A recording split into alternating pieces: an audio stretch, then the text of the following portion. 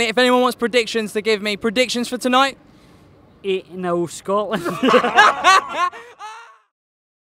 We are 12 hours removed from England-Scotland. What a night. I'm exhausted. But before we even get to that, we arrived here in the Netherlands on Sunday. Utrecht, home of England's base camp. The Netherlands kicked off the tournament against Norway there. We got involved. Let's go.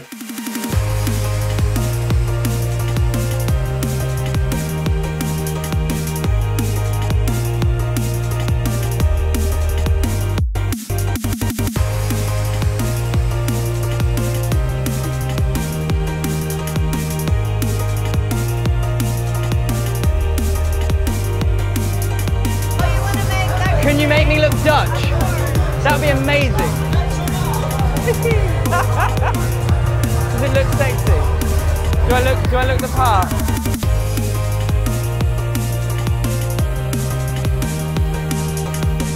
This is crazy. I love it. So we've been here for 12 hours. I'm already in love. We're here for another 4 weeks. It's amazing.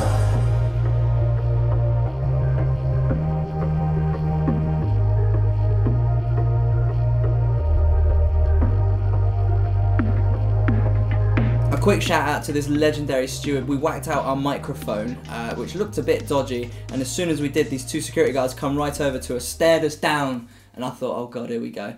And this guy just took the microphone from me and said, I'm going to interview you now.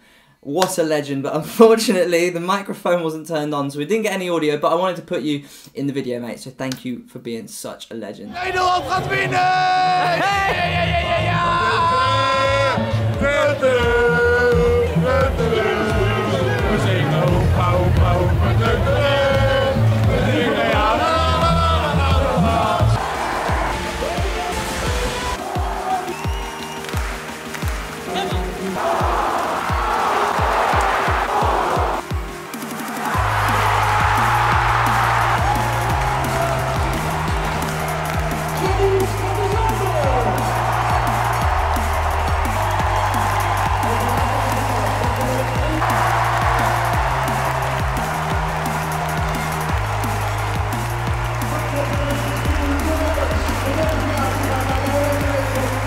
What a way to kick off our Euros, but ours hasn't even started yet. England are kicking off in 3 days' time. But first, we've got some exploring to do. Ignore the hair, please. Let's go. Utrecht, baby.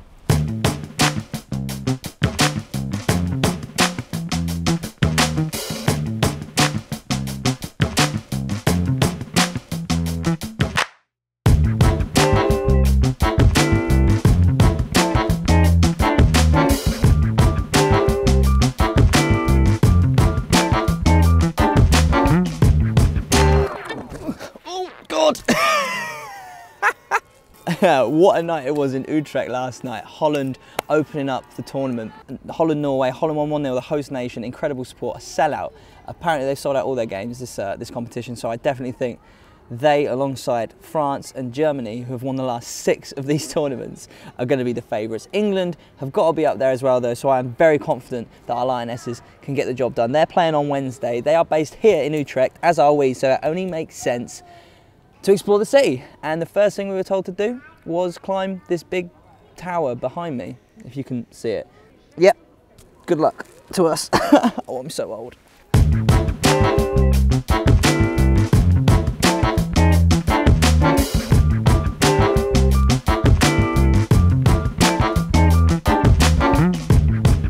So the first thing we were told to do by a few people when we reached Utrecht was to check out Dom Tower. It's the tallest church building in the whole of the Netherlands. From the top you can see across to Amsterdam, Rotterdam. It's ridiculous. It was built in the 14th century, so it is old as well, and there is a separate part to the church which we also visited. That was beautiful to look at. The architecture in there was really spectacular, and as you walked across the floor, you were walking across the graves of former kings, which was a bit weird. Made me feel a bit sick, but it was spectacular nonetheless. But our main attraction was the tower itself, standing at 112 meters high, also translated to 465 steps. So naturally we thought, why not climb it? Here we go. What? The shot, because it's so close to you, makes your ass look huge. I've got a huge ass. Don't disrespect my ass.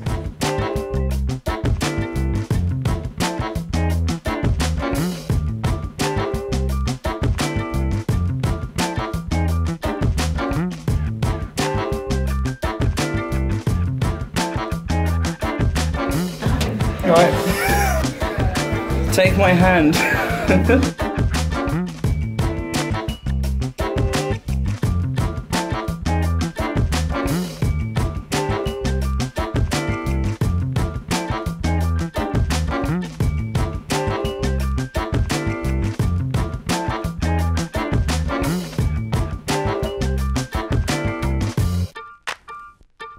Right, well, I had to stop recording that because someone over here died.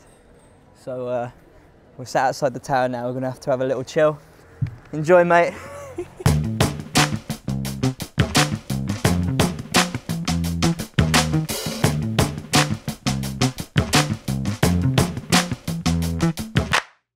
So I was told when we get out here that the people of the Netherlands would be lovely, and I haven't been disappointed yet. So I'm gonna get a little tulip to give back to somebody randomly, because why not? I'm in a good mood. What colour should we go for? It's got to be orange, doesn't it? It's got to be orange.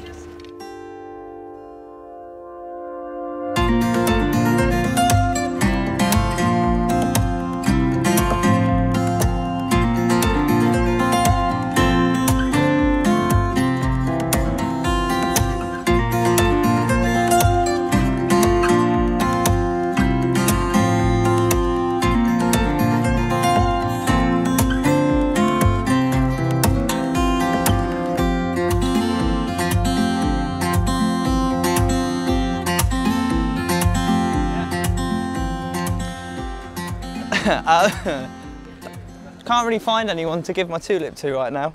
We've been walking around for, what's the time, Matt? About 10 hours? So I think we might give up and have a break. This is really sad.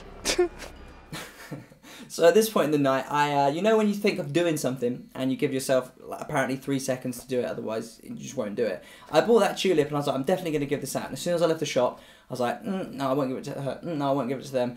And as the day progressed, I lost more and more confidence until it got to this point where I just gave up. And I just sort of drowned my sorrows in a bar with the tulip, which was a bit sad. But after a few Belgian beers, which were lovely, I plucked up the courage to give the tulip to this bar lady. I don't know if she's actually in the shop, but she was very beautiful, very nice. So I thought I'll give her the tulip. Don't need to film it, don't need to brag, but yeah, I think she liked it.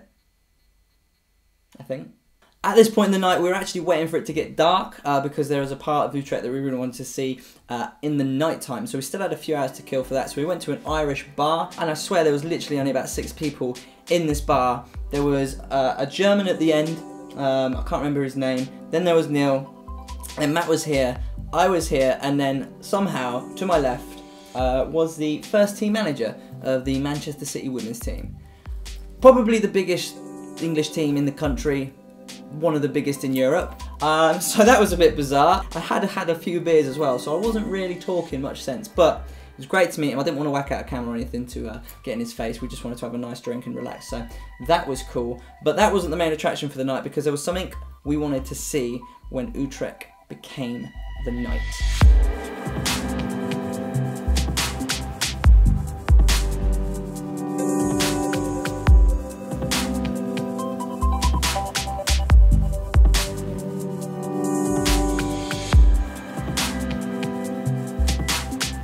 This part of Utrecht, I think, is called Trajectum Lumen. I hope I've said that right. And it is a series of points in the city that light up at night. It's an artistic movement of some sort, and we were only able to actually see 1 or 2 of these because it was really quite late, but it was really beautiful. But like I said, it was a bit late and we were a bit worried we were going to get mugged. So we went home, had a sleep, and then it was game day.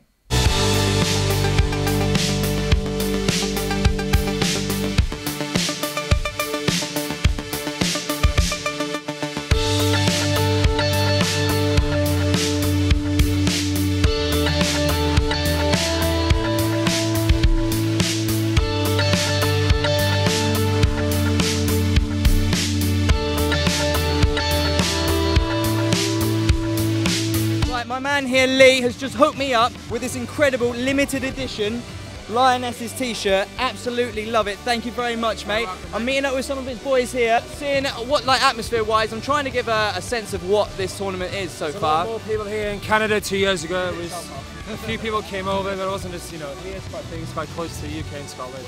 So 4,000 fans are expecting. 2,000 in Scotland, 2,000 in England. It's going to be I didn't even know that. That's amazing. Predictions. What do you fancy? Predictions? 3-0 England, yeah. It's going to be closer, 2-1. I think it's going to be a bit of a tight game. 3-1. 1-0. 4-0. 2-1 England. I'm going 7-0 England because why not? They also had a variety of activities going on, including a keepy uppy challenge, which we saw this girl absolutely smash. She hit 405 keepy ups. 405! Then we saw former Germany international, former Champions League winner Celia Sasic take on the challenge in these ridiculous slippers, and needless to say, she absolutely smashed it as well. So I saw this and I thought, it's time to step up to the plate. Oh no! Oh no!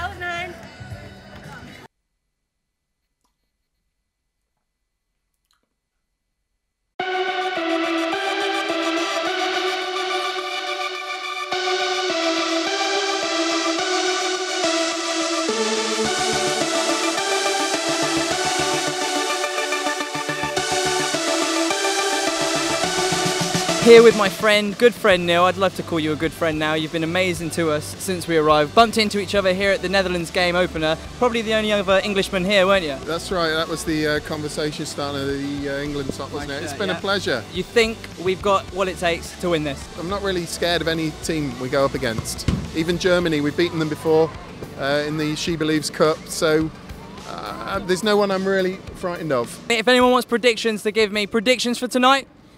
8-0 Scotland. 2-0 Scotland. Right, that's a bit more respectable. I like this guy.